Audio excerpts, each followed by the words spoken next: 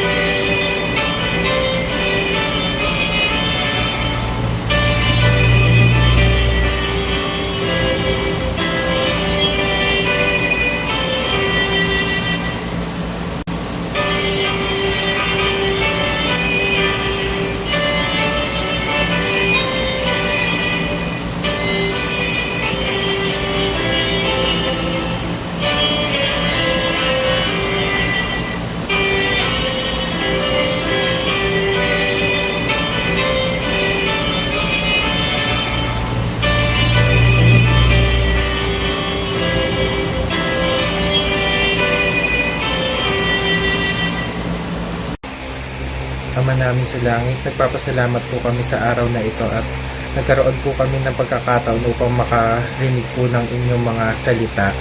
Papasalamat din po kami sa mga guidance and blessings na natatanggap po namin sa araw-araw. Papasalamat din po kami sa malakas na pangangatawang pinagkaloob niyo po sa amin para magamit po namin sa aming araw-araw na gawain. Sa panahon pong ito, hinihiling po namin naway gabayan niyo po ang bawat isa sa amin, naway lubos po namin maintindihan at maunawaan lahat po na mapapanood namin sa mga video na ipapakita po sa araw na ito. Hinihiling din po namin naway patuloy niyo po kaming gabayan at patnubayan sa aming lahat ng gawain. Hinihiling din po namin naway patuloy niyo po kaming bigyan ng kalakasan ng pangangatawan upang gamitin sa pang-araw-araw ng aming gawain. Hinihiling din po namin naway lahat po sana ng members ay makapanood ng video upang magamit po nila. Hinihiling din po namin naway patuloy niyo po gabayan ng bawat isa sa amin naway maging ligtas po kami sa mga panganib na dulot ng sakit na meron po sa ngayon. At ang lahat ng ito ay hinihiling at pinapasalamatan namin sa pangalan ng inyong puntong na anak na si Jesus Christ. Amen. We are blessed for today for the following speaker. First, Elder Abancena, Begin Toward Missionary. And it will be followed by Sister Christine Joy M. De Leon. And after her talk, a special number will render to us by Brother John Manuel M. De Leon. Good morning po, brothers and sisters. So, sobrang masaya po ako na magpakilala po muna sa inyo. So, ako po si Elder Avancenia, taga-Naga po ako. At ito po yung 7th area ko po dito sa mission. At sobrang grateful po ako na ma-assign dito sa Giginto Ward. At makilala po kayo, mga members po ng ward, at makipagtulungan po sa inyo. Sobrang excited po ako. At sobrang grateful din po ako sa opportunity na mabigyan po ng Bishop Rick na makapag-talk po ngayong sa Hear Him Devotional. At yung talk na i-share ko po sa inyo ngayon ay hango po siya sa talk po ni Elder Dieter F. Uchtdorf ng Core of the 12 Apostles noong April 2018 General Conference entitled Missionary Work, Sharing What's in Your Heart. To summarize po ng talk po ni Elder Dieter F. Uchtdorf, bago pa man po natin na-enjoy yung blessings ng Restored Gospel sa panahon po natin ngayon, mismo yung mga saints po noon naghihirap po sila. Grabe yung mga challenges and trials bago pa man nila na-restore yung gospel, especially si Prophet Joel Smith. Marami yung mga challenges na na-experience po niya, pero alam po namin na God provided a way para ma-restore yung kanyang simbahan. At isa po tayo dito, mga member po ng simbahan, yung nag-enjoy po ng blessings ng restored gospel po ni Jesus Christ. At sa panahon ngayon, despite po sa pandemyang na-experience po natin, we're so blessed po rin po dahil po sa patuloy na pag-guide po sa atin ng prophet. No, di ba po ng 2018, ipinaalam po ni President Nelson yung program na Come Follow Me, which is isang blessings po para sa atin, di ba po, sa panahon po natin ngayon. May time po tayo na maponder po yung mga bagay, particular po sa Ebanghelyo po ni Jesucristo. At ilan po tayo sa approximately 16 million na member po ng church kumpara po sa approximately 7 billion na mga tao dito po sa mundo. At sobrang, kung tutuusin, sobrang marami pang taong hindi pa nakakalam ng Ebanghelyo. Though natanggap na po natin yung Ebanghelyo, na-bless po tayo, yung tanong, papayag po kaya tayo na tayo lang po nag-enjoy ng blessings ng Ebanghelyo po ni Jesucristo. At mismo, inibitahan rin po tayo ng Diyos na mag-imbita po ng mga tao na lumapit po kay Jesucristo. Base po sa talk ni Elder Dieter F. Uchtdorf, hindi naman po inaasahan sa atin po ng Diyos na perfect or flawless po yung pagtuturo po natin sa mga kakilala po natin o pag-share ng Ebanghelyo. Kahit nasa simpleng pag-share po natin testimony, pag-share ng mga quotes sa Facebook o sa mga social media po natin, sa rin pong way para maimbitahan po natin yung mga tao na lumapit po kay Jesucristo. At naniniwala po kami na though bilang full-time missionary po yung may badge na kung saan ibahagi po yung Ebanghelyo sa mga tao, pero still, as what the leader said, the mission, every member is a missionary. Yun, every member is a missionary, na kung saan bilang mga membro, may layunin rin po tayo o may responsibility na i-share po yung gospel. At masaya po namin kayong tulungan mga missionary na kung paano maibahagi yung Ebanghelyo sa mga tao, kahit sa mga simple pong pamamaraan. Gusto pong i-share yung ilan sa mga bagay na ginagawa ko po nung bago po ako mag-serve ng mission. So yung tips po na to, yung una po, yung tinatawag na be a Mormon, love it and live it. So hindi siya Mormon kasi use the proper name of church. So be a member of the Church of Jesus Christ of Latter-day Saints, love it and live it. So paano po yun?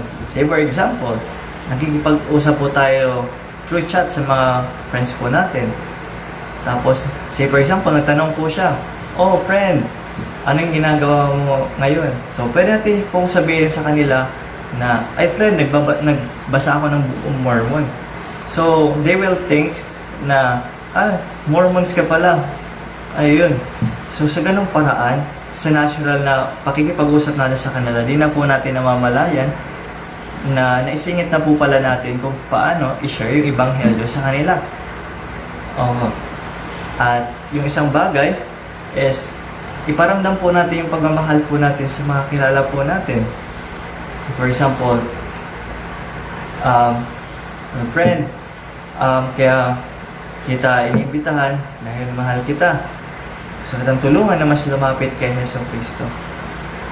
At doon sa pamamaraan, kapag nag-imbita po tayo with love and sincere heart, bas mararamdaman ng mga taong kakilala po natin, especially kaibigan po natin, na kinakailangan po nilang lumapit kay Yesu Kristo.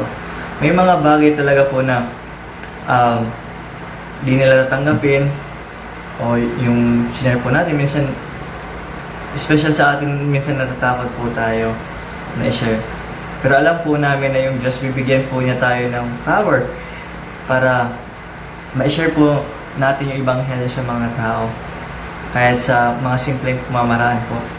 Alam po namin yung missionary work, gawain po siya ng Diyos. Alam ko po na totoo po siya. Na-feel ko po kung paano po nag-work yung Diyos sa pag-serve ko po sa Kanya throughout my mission.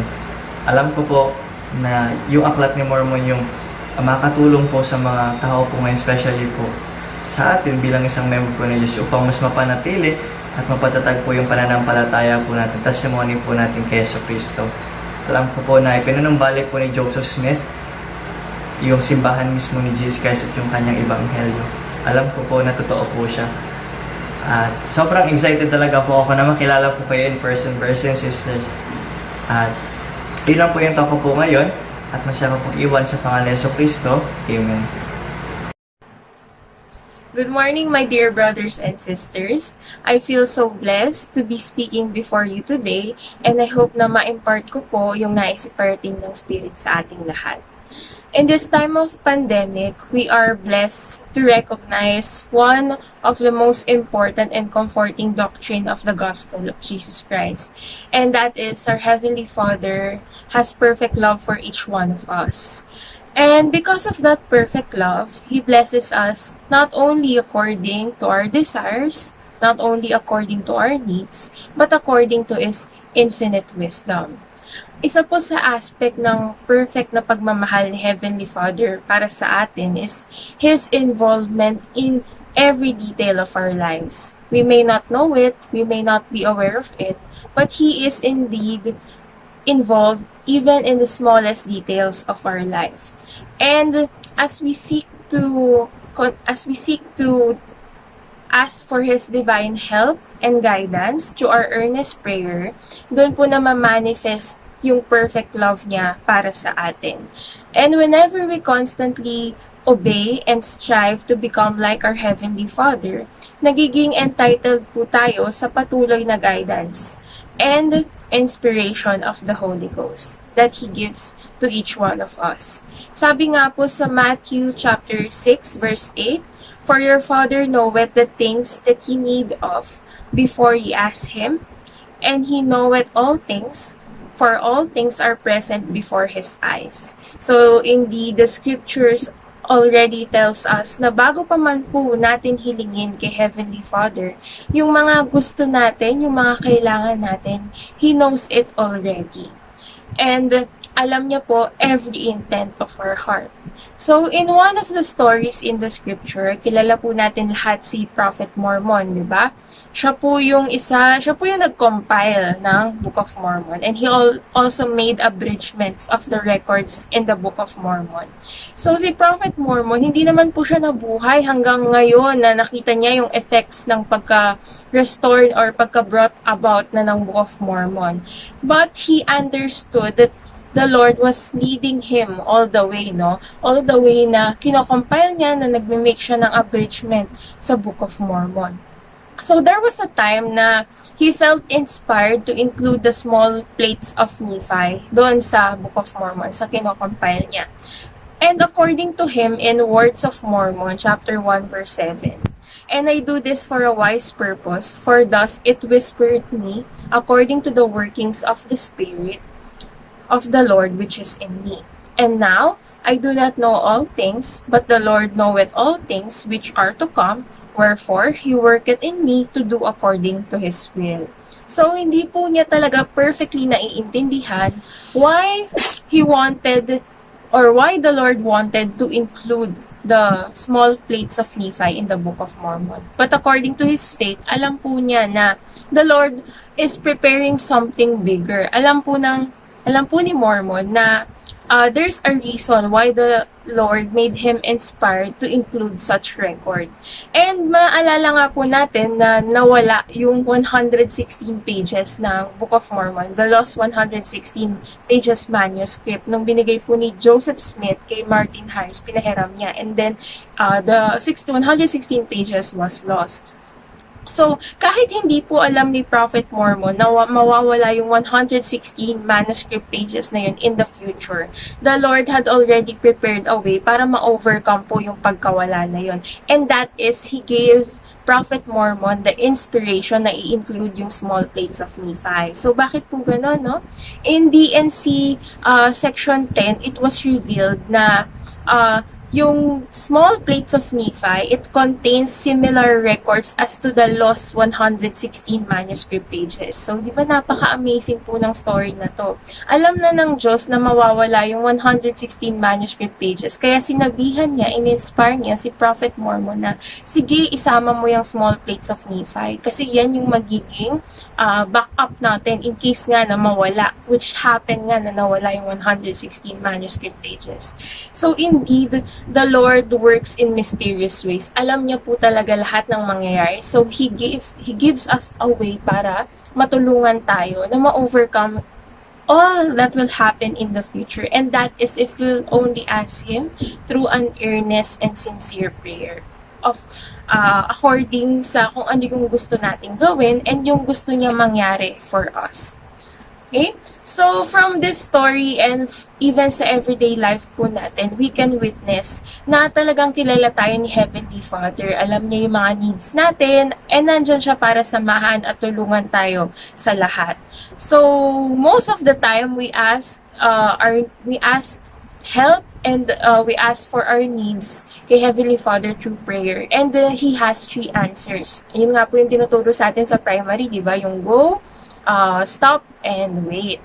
So, minsan, when we pray, when we ask help through prayer, binibigay niya po sa atin in an instant, no? Go agad. Binibigay niya in an instant yung kailangan natin. There are also times na yung pinaka-earnest and sincere desires ng puso natin, hindi na agad-agad na-answer yung prayer natin. Or there is another answer. Kumbaga, ang answer sa atin is no. Wag yan, hindi mo na pwede. Hindi yan yung gusto ko mangyari for you.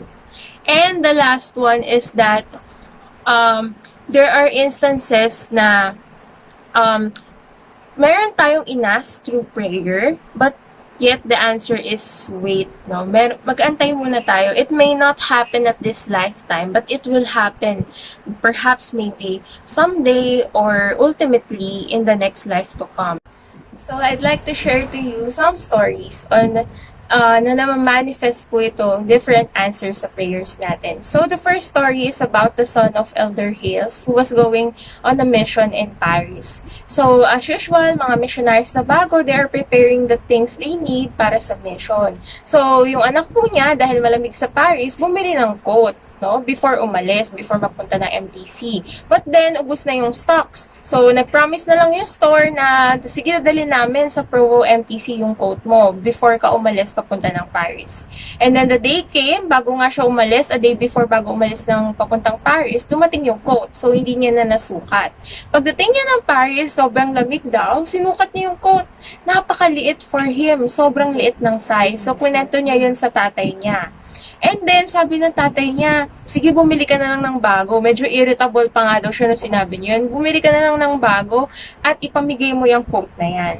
So, he did according sa sinabi ng tatay niya. Binigay niya sa isa niyang ka-apartment na missionary din, na isang elder din. And sobrang tuwang-tuwa daw yung elder nung binigay niya yung coat. Sabi niya, this is what I was praying for. Na sana magkaroon siya ng coat kasi nga wala daw po siyang pambili ng coat. So, in that instance, makikita natin yung what seems to be a misfortune for the son of Elder Hales. Para kasi siyang hindi magandang nangyari, 'di ba? Was an answered prayer to another man, to another missionary. So, sometimes in our life, ganun po yung nangyayari sa atin. What seems to be an answered prayer or a prayer wherein hindi naging maganda yung answer sa atin is another answered prayer for another person. So, let us always trust dun sa mga answers ng ating Panginoon in all our prayers. And the second story that I'd like to share is my own story. So, nung high school po ako, I came from a school na competitive yung mga students. All of us wanted to be studying sa University of the Philippines when the time came that we enter college. So, lahat kami prepared so much, studied so hard for that entrance exam. So, ako din po, I did my part. Sobrang nag-aral ako, sobrang nag-pray ako na Lord, bigay niyo po sa akin itong blessing na ito na makapasa po ako sa UP. Unang-una kasi gusto ko na maganda yung turo doon. Pangalawa, dahil walang po problemahin yung mga magulang ko sa tuition kasi government subsidized siya. Kung may tuition man, very minimal lang. But then, the answer for me was a no. Hindi po ako nakapasa ng University of the Philippines. Hindi ko na-achieve yung dream ko na yon. At first, I was questioning. Sabi ko, bakit nangyari yun? I did all my part, no? I did all my part. And habang ginagawa ko yung part ko, hindi ko naman pinabayaan yung church duties ko. Ma-attend ako ng seminary. I was magnifying my calling. So, naisip ko bakit nangyari yun. But then, as I was in the process na nasa college na ako, na-realize ko na alam ko na merong gustong mangyari si Heavenly Father na hindi according sa gusto kong mangyari. And that is why He answered my prayer with a no. So, brothers and sisters, let us trust always His answers to our prayers. Sometimes yung pinagpipray natin with all our heart, with all intent, with sincere intent, hindi yun yung ibibigay niya sa atin. Kasi, He has a way, way better plan for us. A way, way superior plan for each one of us. So, let us always trust in Him. So, in these two stories, we can see that Heavenly Father really knows us. Kilalang kilala niya po tayo. He knows our needs and our desires even before we ask Him through prayer. And dapat lang po natin gawin is magtiwala tayo sa Kanya na lahat ng intentions niya para sa atin ay para sa ikabubuti natin. And whenever we are answered with a no or a wait, we should trust Him still.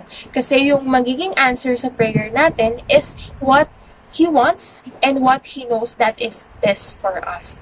So, brothers and sisters, I testify na there is no unanswered prayer. Lahat po ng prayers natin, na-answer ni Heavenly Father. All we need to do is to be earnest, to be very sensitive dun sa mga answers na yun. And let us always be grateful whatever answer that we may receive from Him. Kasi yung answer po na yun, na binibigay niya sa atin, it's always the best for us. It's always what will give us and what will lead us towards Him more fully. So I know all these things are true and I'd like to live it in the name of Jesus Christ. Amen.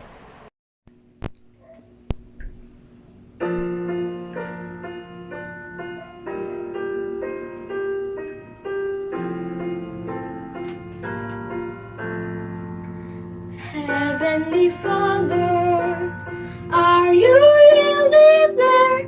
And do you hear and answer every child's prayer?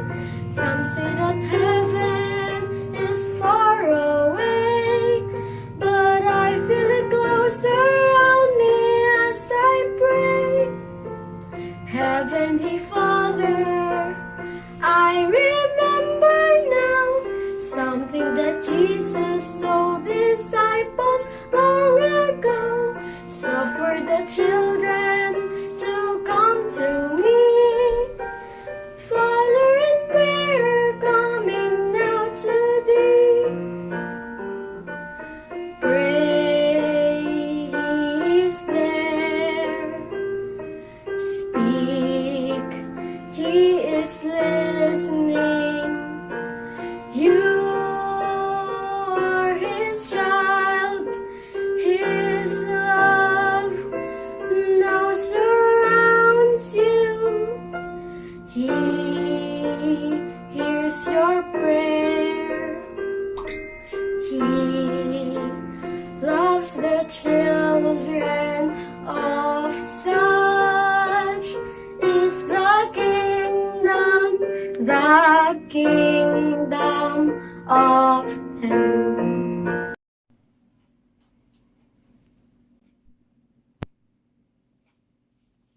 I would like to thank our speakers for this devotional. For our concluding speaker is Brother Romel Rason, and our closing hymn is on hymn number 252, Put Your Shoulder to the Wheel. And the benediction will be offered to us by Sister Yolanda de los Reyes. I would like also to thank our ward technology specialist, headed by Brother CJ Robles and Sister Medi Robles. Good morning po, brothers and sisters. Isang malaking privilege po sa akin ito na muli po na mag-talk sa inyo sa pamamagitan po nitong online. At nagpapasalamat po ako sa ating Ama sa Langit at patuloy po na tayong binibigyan ng way upang mapagsama-sama po natin ang ating ibabahagi. Ang akin pong topic ngayon ay tinok po ni President Henry B. Eyring na may title na A Home Where the Spirit of the Lord Dwells. Sa topic po na ito, gusto po ni President Henry B. Eyring na sa isang pamilya, ang maramdaman natin ay yung maging spiritually minded po tayo. Ganon din po ang ating mga miyembro ng pamilya.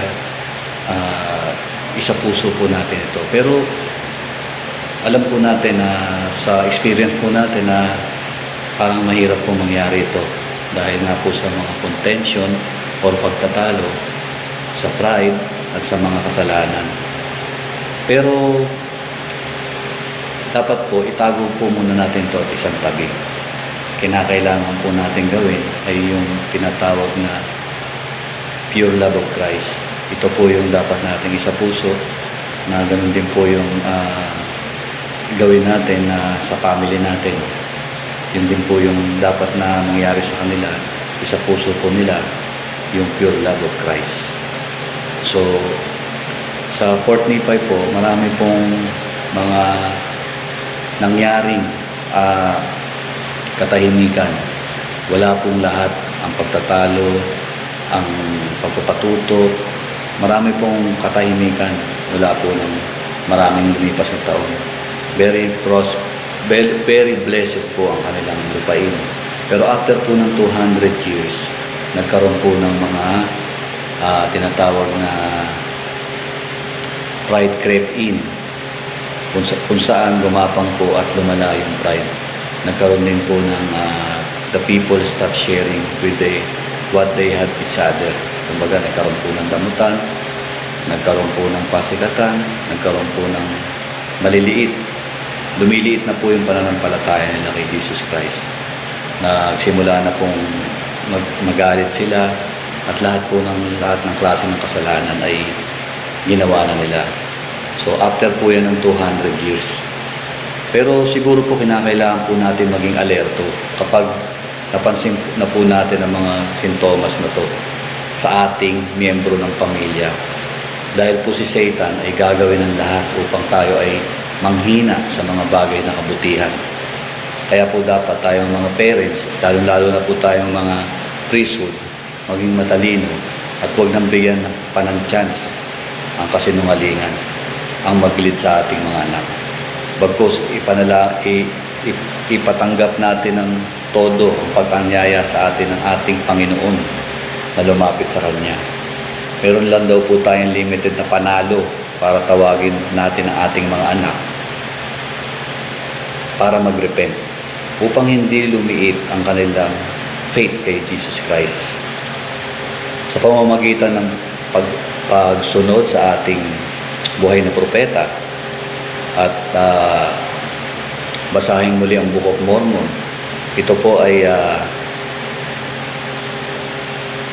pagpapalago ng ating pananampalataya. Makakatulong din po ito sa pagpapalago ng ating pananampalataya na i-apply po natin sa ating pamilya.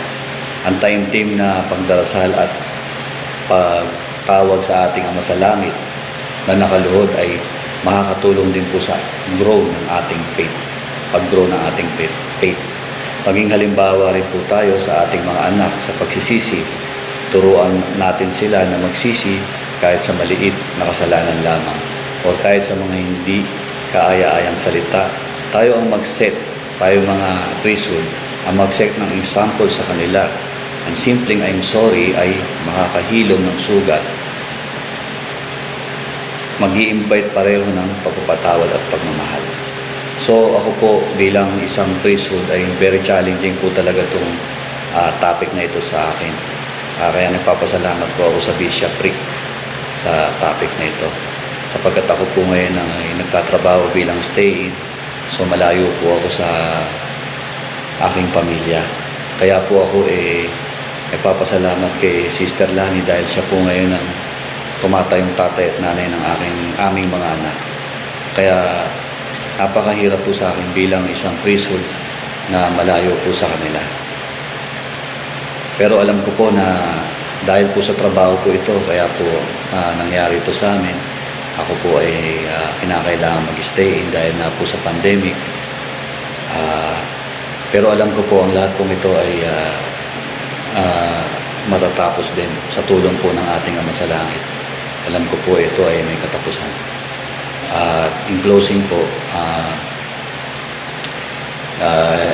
alam ko po na meron po tayong buhay na propeta at alam ko po na mabe-bless po tayo pagpatuloy po tayong sumunod sa commandments ng ating Ama sa Langit at magbasa ng mga scriptures. At alam ko po na ang lahat pong itong binahagi ko sa inyo ay totoo at ang lahat pong ito ay iniiwan ko sa pangalan ni Jesus Christ. Amen.